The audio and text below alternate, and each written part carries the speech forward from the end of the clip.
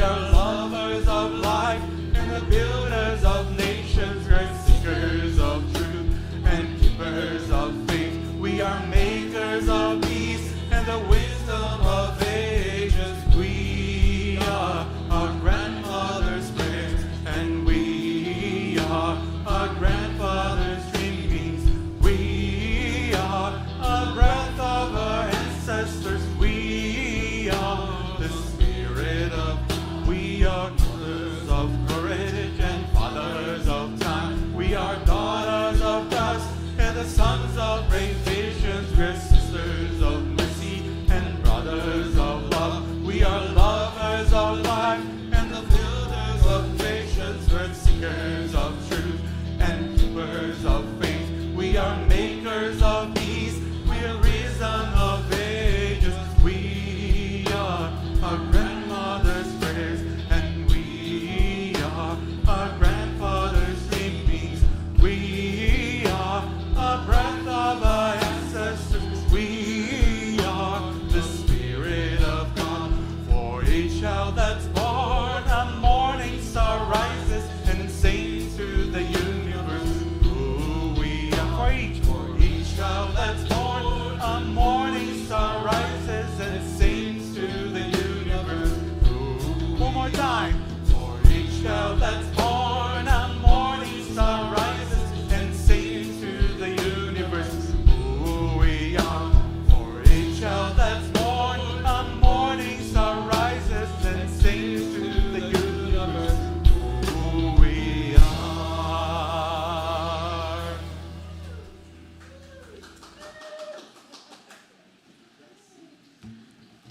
Good morning, everybody. Aloha. Welcome to the First Unitarian Church of Honolulu. We are our beloved community here, and we are boldly growing compassion, justice, and joy. I'm so glad that you are all here joining us today. Today's a little different, and you could kind of tell that from the very beginning, because the song was sung for us by members of the General Assembly, and we will be sharing their service this morning. So some of it will be live. I'll have some things to say. Deborah will have some things to say, but mostly we're going to be listening to what is being said in General Assembly this morning. So welcome to our service today. Are there any, if there are visitors with us for the first time today, you're more than welcome to let us know who you are and share your name with us this morning, and we'll say welcome. Hi. Hi, my name is Troy. He's my son Jimmy. My wife's a physician. She's from Mongolia. She's working this morning.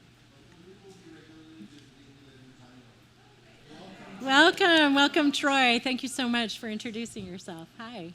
Anybody else like to say hello this morning? Okay. Well, if you're with us newly or have been coming around for a while, it's wonderful to see you. And again, today's a little different, so, be sure and come back. My name is Crystal Neva. My pronouns are she, her, and I have the honor of being your worship associate today for this special service. So, welcome. I think I'm ready to light the chalice. All right. We have a chalice lighting this morning that we can all join in to saying together. And I have someone willing to come up and light it for us. Excellent. So we light this chalice as we gather, sharing this time to center our souls. We light this chalice against the darkness, to light to guide others to our care. We light this chalice from the heart of our heritage, fulfilling our spiritual, ethical, loving selves. We light this chalice together. Thank you.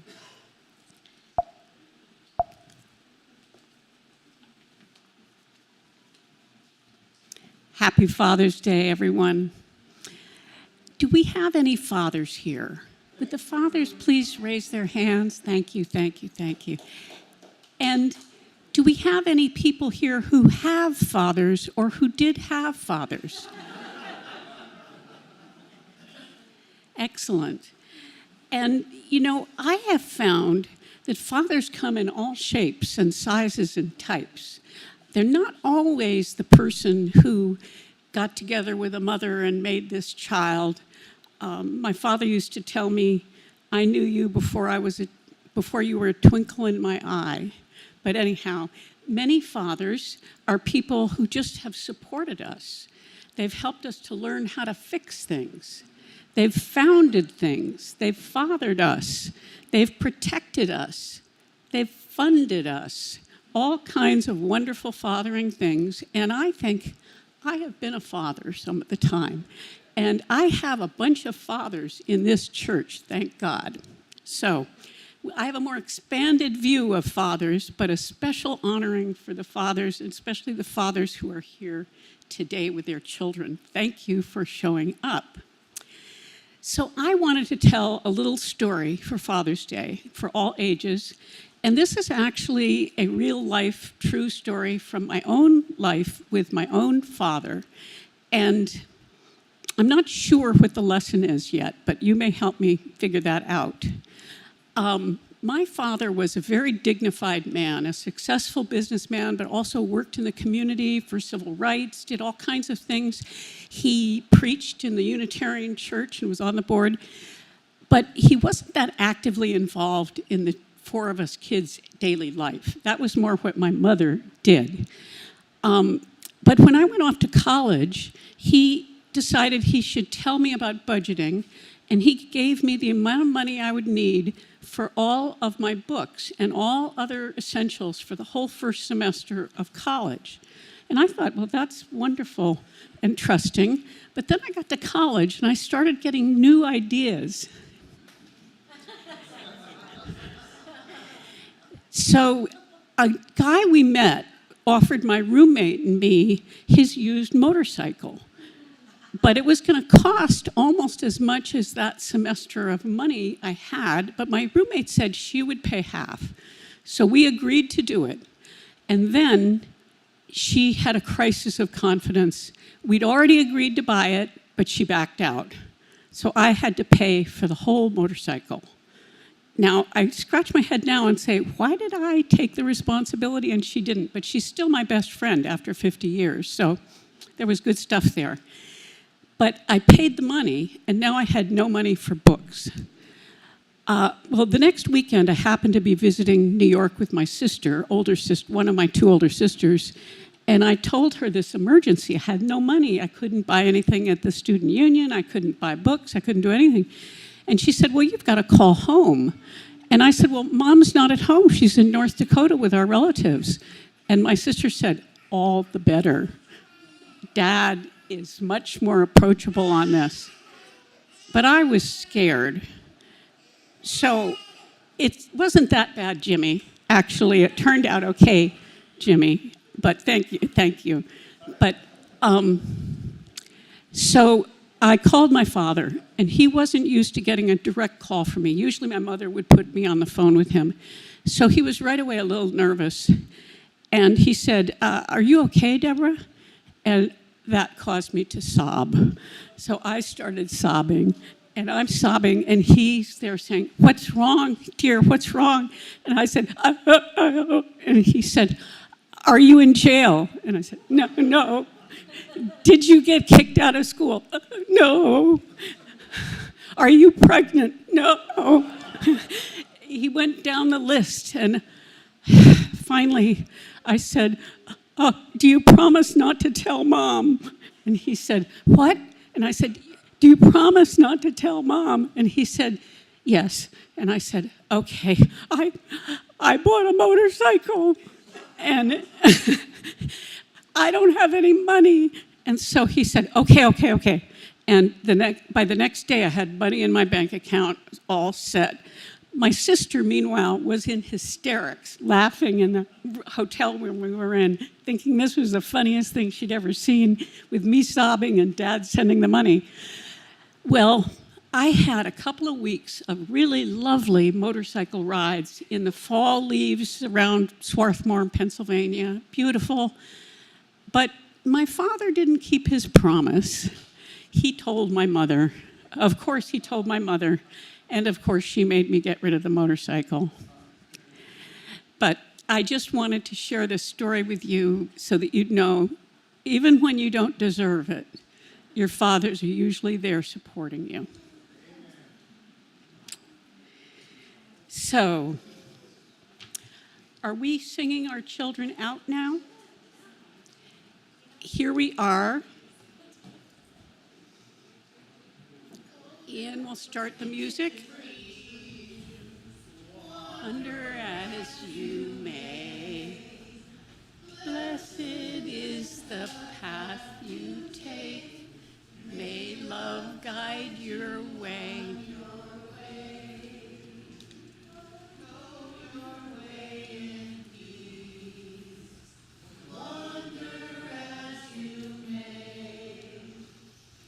Blessed is the path you take. May love guide you on your way.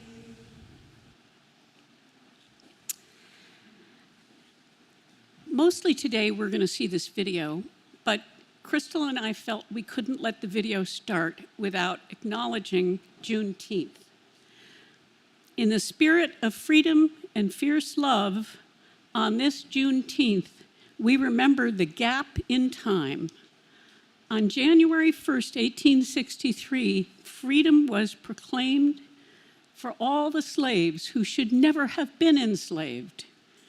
And yet that news did not make it to Texas for 2.5 years. When it finally got to Texas, there was jubilance and people were set free. But communications had failed. It took that long for the communications to make it to Texas. We bless the freedom fighters of every generation, from Harriet Tubman to Ella Baker, from unnamed field hands who slowed their work in quiet rebellion. All these people and the joy that they have continued to have through the ages, even with 2.5 years more of slavery, there was a brilliance and a resilience in these people, joy and dance, and they made it through. And not only is this something for us to remember and to celebrate and to honor in the people who lasted to Juneteenth, but it's also something for us to think about when, instead of this communications gap where a message couldn't make it from Washington to Texas for 2.5 years, it took that long, today we get the news before it happened, when it actually didn't happen. Unitarians, when people would ask me, especially as I was growing up, would ask me, what is Unitarianism about? And when I had to put it in one sentence, I would say, Unitarian Universalists believe that all humans have the capability to perceive truth. And that was my nutshell. Well, this is a tough puzzle for us today. How do we perceive the truth when news hits us that didn't actually happen? So I just wanted to observe this communications gap where the welfare of people can be at stake continues now in a different form. And we must be united in facing it. In the name that all is holy, and in the company of the ancestors, and for the sake of generations yet to come, let our worship become fuel for the long work of justice. Let our joy and freedom never forget those who are still not free. And now we witness our Unitarian Universalist faith in an annual celebration of our values and commitment with the 2026 General Assembly. Thank you.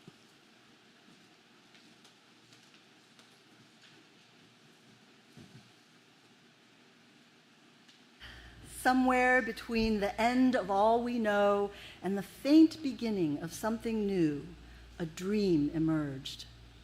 10,000 ancestors from all corners of the earth moved into a gap, one breath deep. into the space between all that has already happened and all that is yet to come. They carry songs, they carry stories, and they are calling us to join them. These rich images come from Aurora Levins Morales, a Puerto Rican Jewish poet and activist. In those days, immediately following the October 7th attack in Israel, Morales struggled to find a way through the atrocity to something human. The poet gives us a summons to show up at the corner. But first, she invites us into a gap, one breath deep. Here, the ancestors cup their hands around our hearts. Here is blessing. Here is healing. Here is transformation. Here is worship. For many people living in the United States, these past several years have left us profoundly and deeply unsettled. We have been feeling the meanness of the world in genocide and in warfare, in the hoarding of resources that leaves millions without basic human needs, in policy changes that say some lives are more precious than others. The ground is shaking and it feels like everyone is on edge. The world that we thought we knew doesn't exist anymore, not in the same way. The Turkish journalist Ece Temel writes about the decline of democracy, and she says that we are grieving in future tense. We're grieving in future tense, grieving what has already been slipping away, even before it's gone, grieving what has already been lost and what may yet be taken. Some of this grief may be new for people who have not had to name this before. The structures of white supremacy have remained well hidden in the background of life, quietly shaping what was accepted as normal, natural, or simply the way things are. But now, what has been hidden is becoming harder to ignore, and more people are waking up to the urgency of this moment, rousing them from what the poet calls the sleep of the world. Now, I know that many of you are already awake. You are doing everything that you can to proclaim every life precious, everyone deserving a chance to live fully and freely. Unitarian Universalists have long been a people of action. We know how to organize, we know how to show up. We are practiced in the art of doing. And if we're honest, that strength carries a shadow. Our religious tradition has been shaped in part by a culture that teaches us to measure our worth by what we accomplish, to equate goodness with effort, and to feel most at home when we're busy and striving. Pair this with a hurting world begging for our attention, and then things like rest can feel irresponsible. Asking for help can feel weak. And simply sitting in stillness can sometimes feel unbearable as doubt and worry rise to the surface of our lives. That's why this gap is so important. Whether it's one breath deep or 1 hour deep, this is a moment made sacred by our intentions and our promises. Here, in the place between where we've been and where we dare to dream, our lives are shaped and molded by our spiritual practices of worship, small group sharing, and deep study.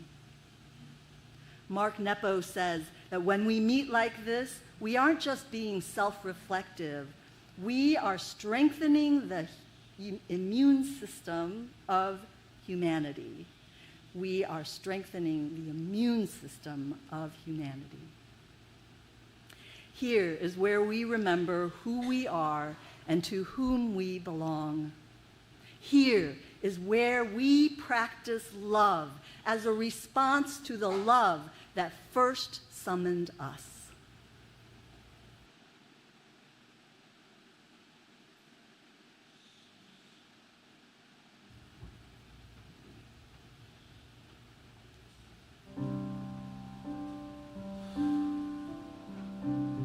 Still seating.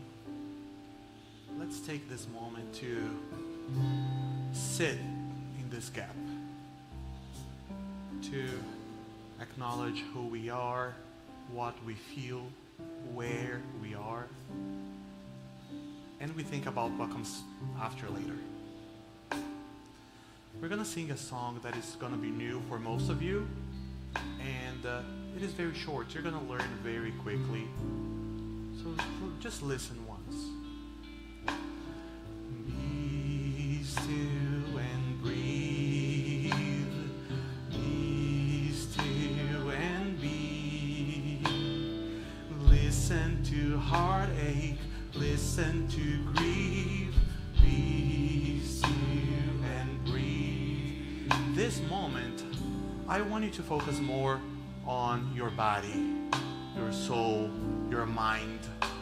Then focus on singing out loud. Take a deep breath and let's acknowledge together. Let's be still, let's breathe, and then acknowledge the heartbreak that we deal with on a daily basis and the grief. Be still and breathe. Be still and be. Listen to heartache, listen to grief, be still and breathe. While heartache and grief might be true for you right now, or yesterday, or a week ago, gladness is also true. I'm so glad to be here with you guys today. Joy is also true. So let's also acknowledge those feelings and let them coexist with all the heaviness that we feel in the current moment of our lives. Be still and breathe. Be still and be. Listen to gladness, listen to joy. Be still and breathe. Let's sing this one more time. Be still and breathe. Be still and be. Listen to gladness, listen to joy. Be still and breathe. As we turn on the news, as we walk around and talk to different people, sometimes we experience some anger. That's normal. Also some hurt. And those are also valid feelings. We are whole. Doesn't matter what feelings we are dealing with. So let's sing together that we're listening to our anger and to our hurt. Be still and breathe. Be still and be. Listen to anger, listen to hurt. Be still and breathe. I want to sing this verse one more time, but I want to challenge you to sing this as inward as you can do. Very intimate. Be still and breathe. Be still and be. Listen to anger. Listen to hurt. Be In our next little verse, we're going to acknowledge beauty and grace, that it is always present.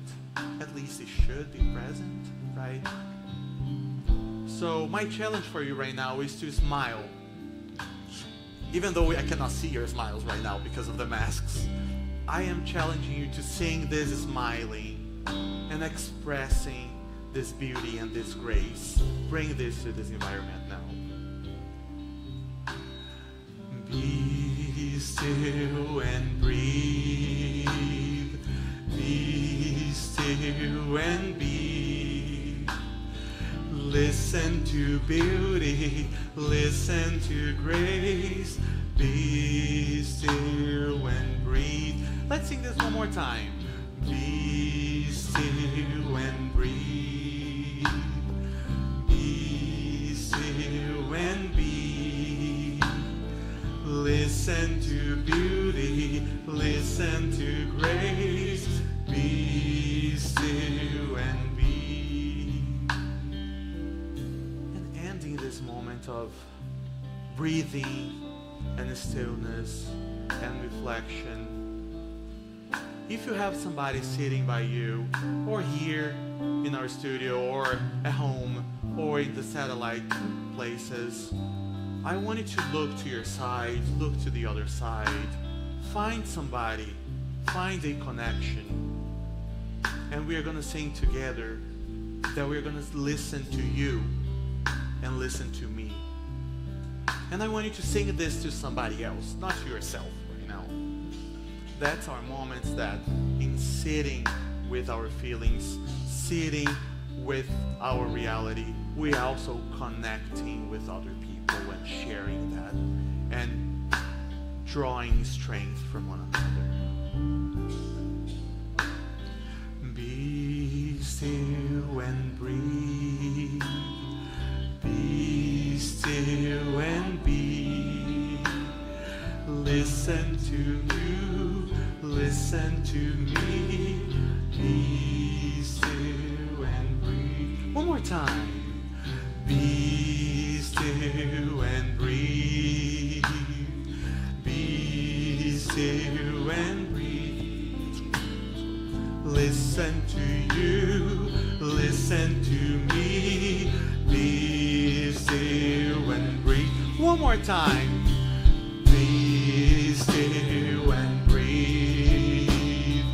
Be still and be. Listen to you, listen to me.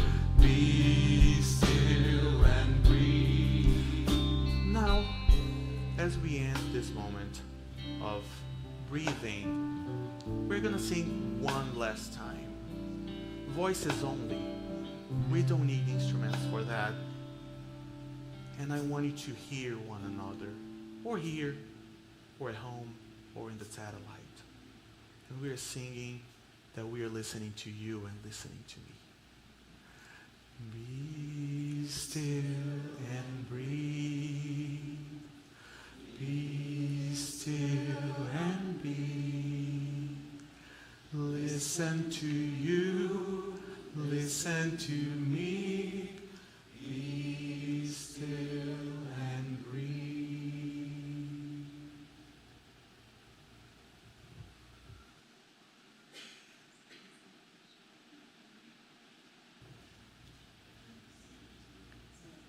There was an extraordinary Cambodian monk named Mahagasananda who survived the brutality of the Khmer Rouge regime.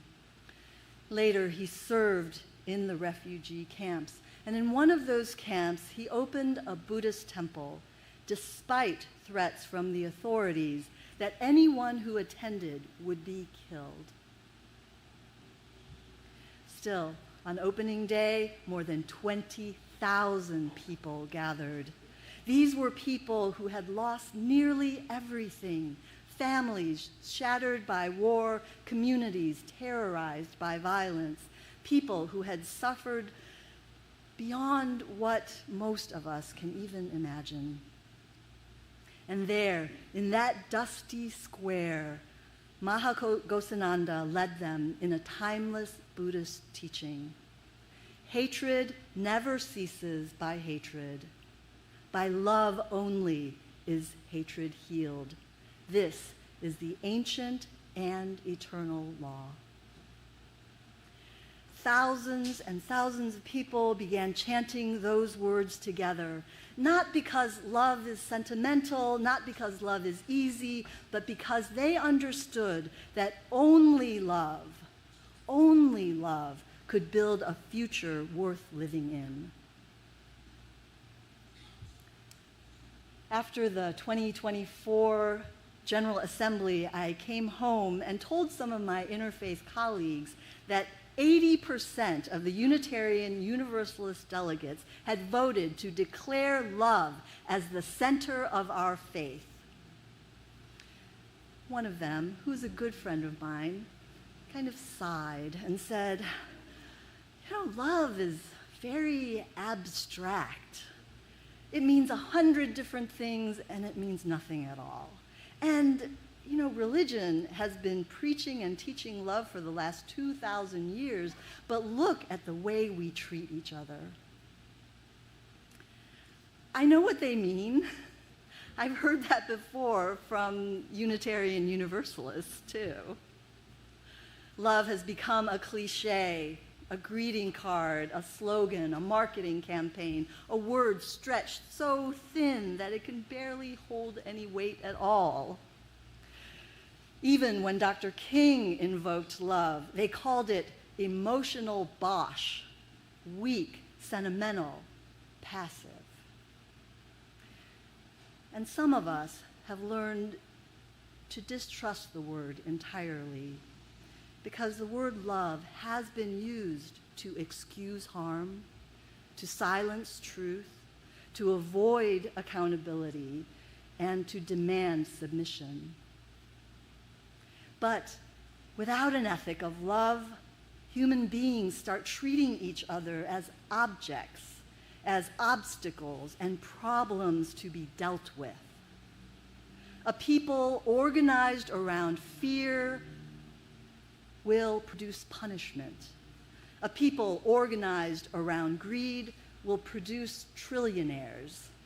But a people disciplined by love can begin to repair the world. This is why the poet calls us into the gap, one breath deep, before sending us out into the world. In this space, we remember our religious inheritance, a treasure carried by our Universalist ancestors who claimed that God's love was so complete that no one would ever be outside of this love, no matter what. And our Unitarian ancestors who admired Jesus as a fully realized human being, showing us that our capacity for love is far greater than we can imagine. So, what do we mean by love when we dare to place it at the center of our faith? There are so many kinds of love in our lives. Romantic love can be beautiful. Love for friends and family can be deep and fulfilling. Love, as we speak of it in our congregations and in our practice communities, though, is a little bit different because that love that we practice in those communities does not require fondness, affection, or any positive feelings at all. As the psychiatrist M. Scott Peck wrote, love is not a vague sentiment, but an intention and a discipline. He says, it is the willingness to extend oneself for the purpose of nurturing one's own or another's spiritual growth. Sometimes that can look grand and heroic. Just as often, It looks like that couple who drives an elder member to church, even though it's out of the way and it's not so easy to coordinate, and sometimes it conflicts with other things they want to do. It looks like two people fighting as they're organizing an event and resisting the urge to turn away, willing to sit in discomfort long enough to speak honestly and to find their way toward new understanding. It looks like taking the time to get to know a stranger in need, learning their story, and welcoming them into the community as a full participant rather than an object of charity. It looks like making a personal promise to talk with one new person during coffee hour instead of huddling with their best friends. It looks like forgiving someone who hurt you because the burden on your own heart has become too great to carry. Love is so much more than what we feel. It is a discipline we choose freely and willingly for the sake of another's growth and well-being, including our own.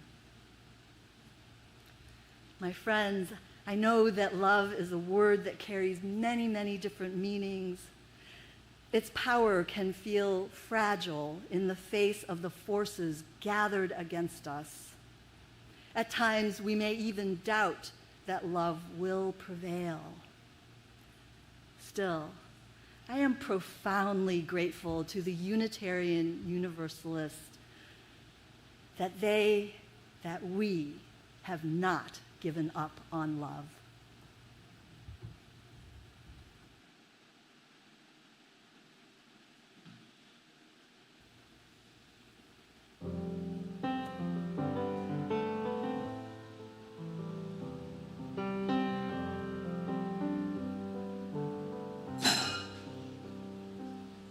I am looking for shelter and a friend. We can build a beginning, but I do not know the end. I am scared of breaking when I bend. We will carry each other on the way. My courage is your courage when the journey is only getting longer. My strength is your strength. We will carry each other on the way. There are prayers I don't know how to say, but I still find solace when I close my eyes to pray. What I've lost and what I hope can stay. We will carry each other on the way. My courage is your courage when the journey is only getting longer. My strength is your strength. We will carry each other on the way.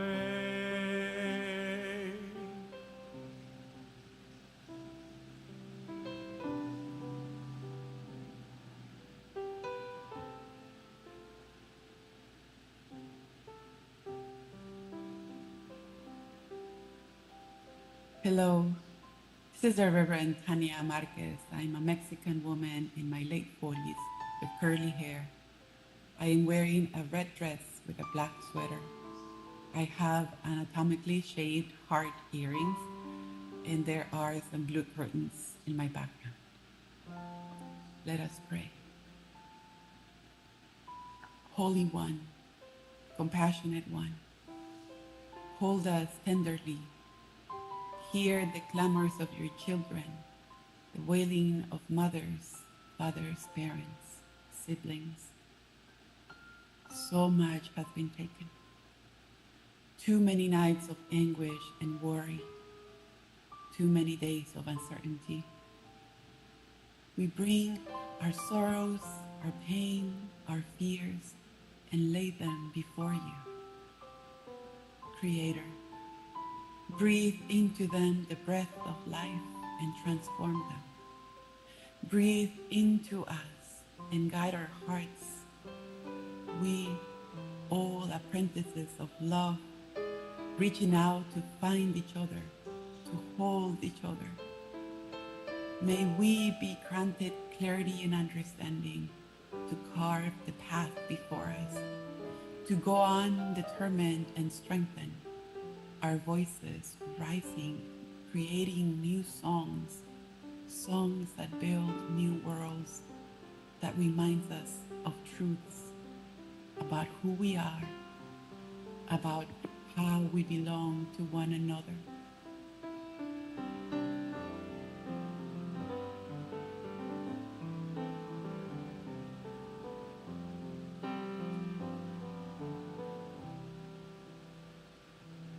I am full and I am running out.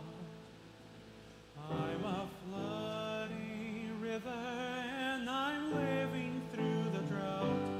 I have firm conviction and my heart is full of doubt.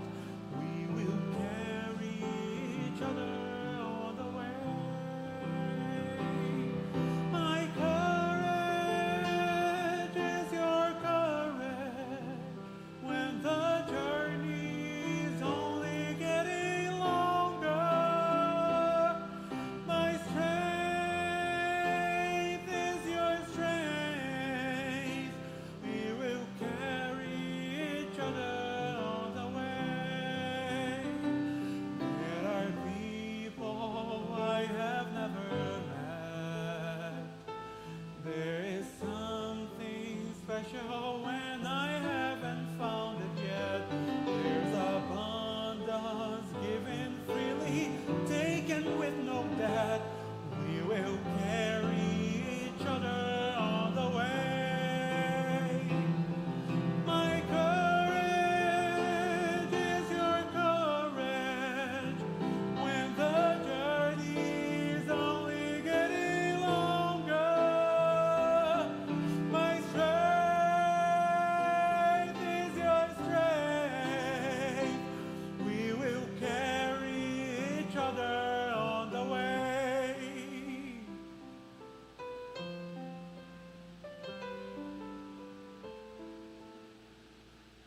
Oh, divine love, shape us, turn us into vessels of your essence, embodied love, loving in all directions, embodied love, tending, holding, expanding, rising. Amen. Asher.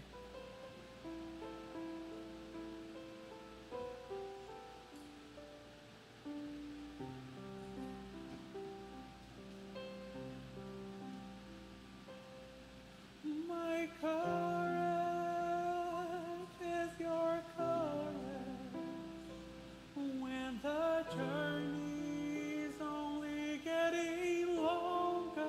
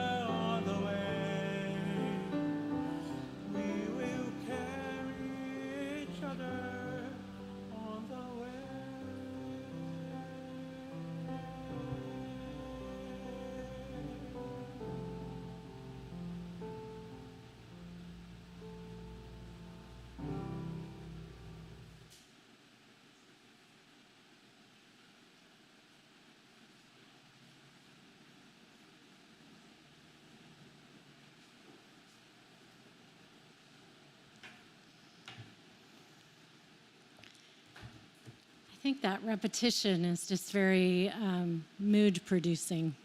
So it feels like a good time to take a look at our book of life. In our congregation, we have ways to mark the great joys and difficulties that we experience as human beings and as part of this community. And today, we have some joys. Flowers today, honoring my dad and all dads for Father's Day, and that's about Deborah. Thank you so much for the flowers. They're gorgeous. We also have, for all who note the turning of the year, it is summer solstice. So that is a great celebration and joy. And then happy Father's Day to Jaron, the most patient and kind man I know. So I'm sure there are other joys in your heart. And we have a couple more joys from Deborah. I am bursting this morning. I have 3 joys.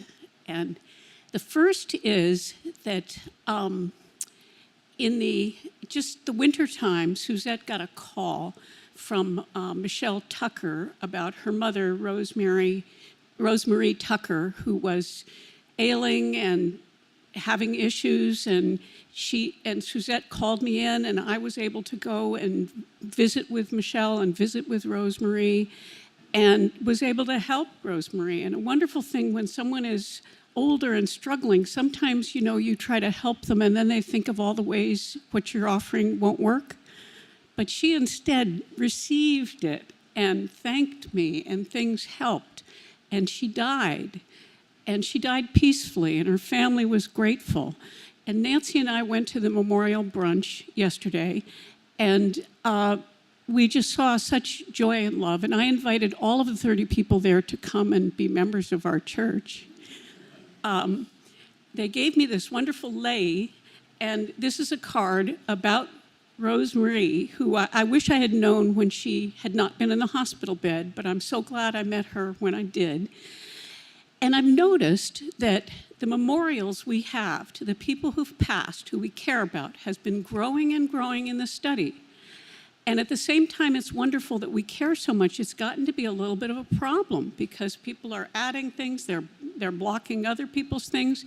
And so Marie and Leanne, the aesthetics committee, and I have talked and decided we need a place to have memorials for people where nobody will feel interfered with. So everyone will be welcome. If you want to give a memorial to someone, give it to the aesthetics team. We're going to create a larger space to hold these memorials. So Marie, would you come up and take these to be the first offerings to the new aesthetics monitored memorial area? And we have people who have become, thank you. And thank you for doing the work of the aesthetics committee.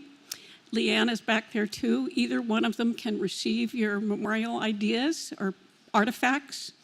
And we have the plaques out here in our memorial garden, and Gabe is about to burnish the letters with gold so that we can see them even more brightly. So it is a joy to me that this congregation cares about those who have been a part of us, and they continue in our hearts.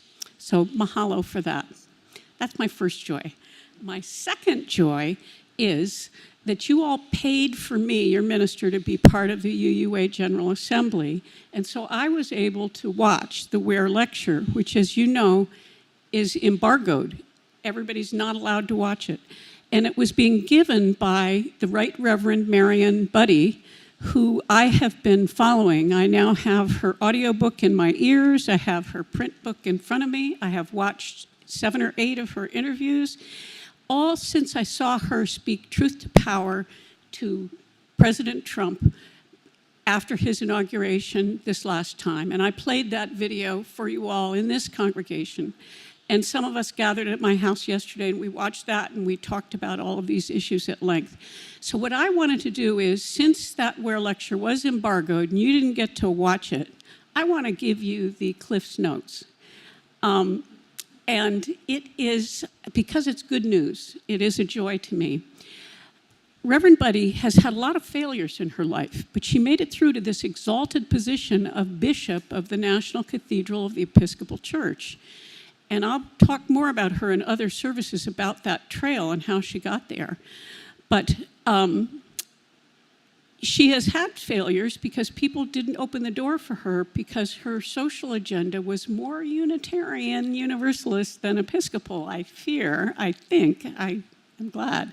So she noted that she had met our president, Sophia Betancourt, in Minneapolis because they were both there at the important time. And she noted that most of the social issues that she is mobilized on, she goes and the Unitarians are there. Over 1,000 ministers were in Minneapolis. Hundreds were Unitarian, far more than our percentage. So she noted that she always feels the Unitarians are there, but she notices they showed up before she did. So she said, I wanted to tell you that one of your superpowers is your first principle, that you believe in the inherent dignity and rights and worth of each human being. And your mode of operation is to be first. And I thought this was a lovely thing to take away from it, and that's my quickie. My third thing, did any of you see the Obama celebration, the opening of the Obama? It is a fabulous thing to watch. If you need to get encouraged, the music and Michelle's speech, oh my goodness. But Obama's speech, there was a point that really touched me that I wanted to share. He pointed to that important quote that often is attributed to Martin Luther King. And Martin Luther King properly attributed it, but most people lose that second attribution. But Obama stood there and said, a minister in Boston said, the arc of the moral compass bends toward justice. And he said this to encourage us in these difficult times, but he attributed it to Theodore Parker appropriately. And I believe we need to hold that in our hearts, and I'm glad that he, who was at one time in our upstairs RE room, was there to speak it to the world. Thanks.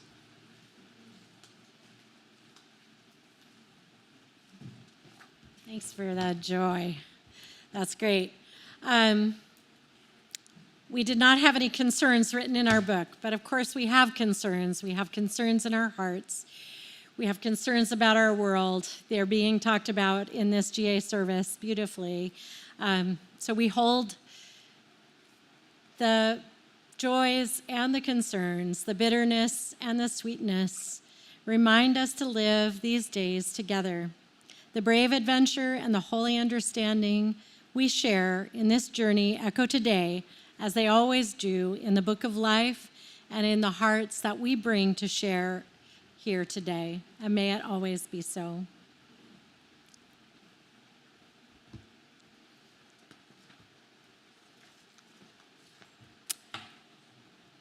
And now we're going to receive our offering. So it is, we are very fortunate here to be able to look at suffering in our world and be able to give something to try to do something about it.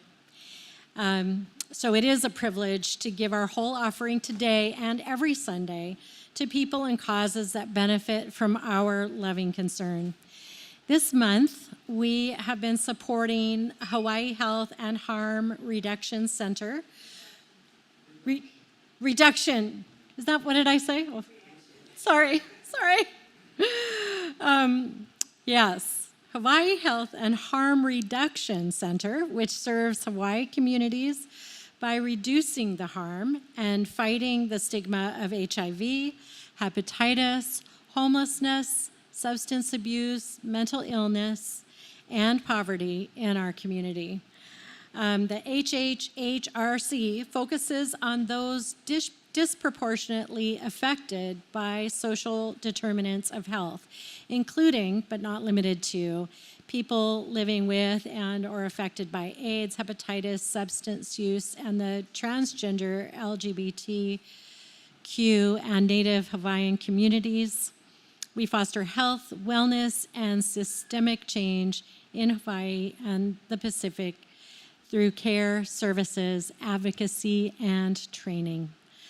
So when the calabash comes by, please give. You can probably use our QR code. There's ways on the order of service. You can text the church to share the plate. We also have a place for you to give to the emergency fund or to your pledge, but this is Share the Plate. And let us give freely now and receive with great gratitude.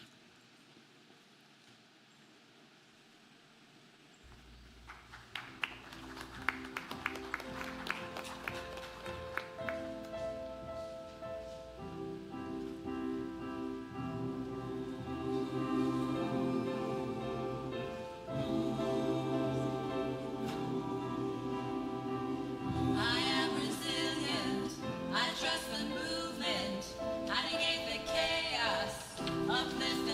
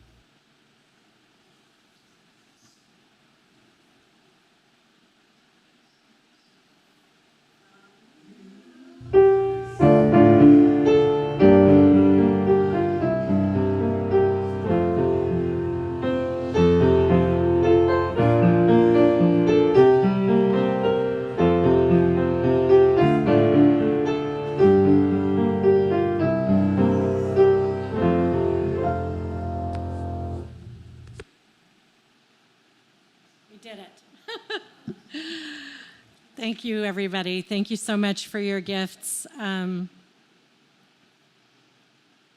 Yeah. We are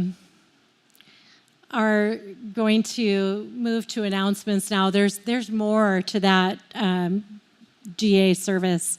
There was another little piece of the sermon and some other things. So if you are just dying to know what else was going to happen, you can listen to it online and find out. But we have some announcements today, and one of them is if you are a member of this congregation, we need you to get a snack and have some sustenance and stick around for the annual meeting. So we'll get a chance to review the year and vote on some new stuff. Did you have something? You may. Come on along. So those of you who are staying for the annual meeting, and I think even more people are coming just for the annual meeting, please see the reception desk and sign in and get your voting card. And we've got sandwiches and chips and goodies for lunch, so please stay. Thank you. Thank you so much. Yeah. All right, great. Also, next Sunday, please plan on coming. We will have journalist Nico Lang will be sharing their experience with trans kids and their families across the country in writing their book, American Teen, How Trans Kids Are Surviving Hate and Finding Joy in a Turbulent Era. The stories of these families and children are moving, and learning of their experiences deepens and broadens our understanding of love. It's an important topic in our time. And if that topic does speak to you, there is also a panel discussion here on Saturday at 5 o'clock. So this Saturday, the 27th, I want to say. Is that right? Yeah, 27th at 5 p.m. So please plan on coming and attending that. Should be really interesting and wonderful. And that's all I've got for announcements. Okay.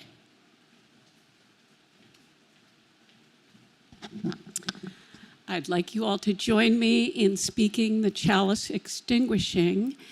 And here are the words. So together, this chalice stands for us. Though we extinguish its light here, the flame lives always within us, marking our desire for enlightenment, constantly curious, uplifted by love, beckoning others to rely on us, sharing the light within us. We live in fairness, respect, and love. May it be so.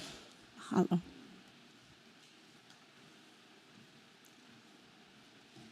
And now we can rise and join in a circle for our own closing song, Hawaii Aloha.